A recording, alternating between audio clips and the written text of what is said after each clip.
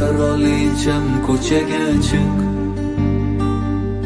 qirollarning qiroli keldi. Senga berib shirin va'dalar, seni olib ketgani keldim. Senga berib shirin va'dalar, seni olib ketgani keldim.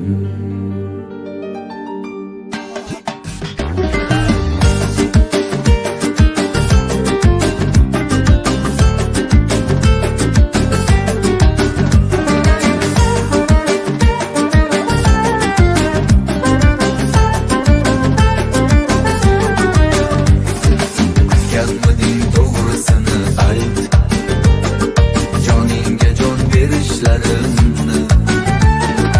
İshonmasang oynadan qara, oppoq-otda kelishlarimni. Qo'llarimda qaynoq yuragim, sen tomonga tipirlamoqda. Qo'shnilardan uyalma jonim, sevarkan deb pichirlamoqda. Qirolicham ko'chaga chiq, qirollarning qiroli keldi.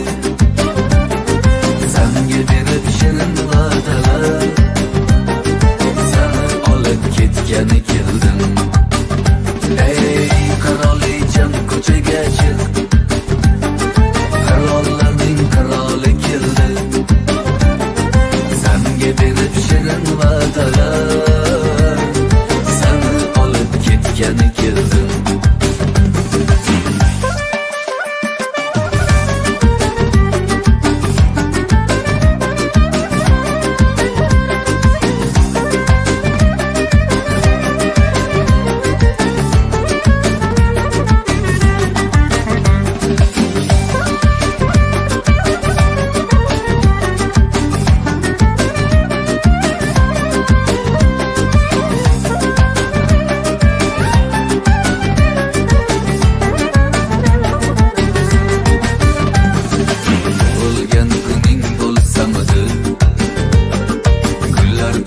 Salut atardım, sen xursand qilmoqlik uchun zo'r narsalar o'ylab topardim. Topolsang bir aylanardik anhor bo'yi yo'lchalarini, yaxshilab tanishtirardim eski shahar ko'chalarini.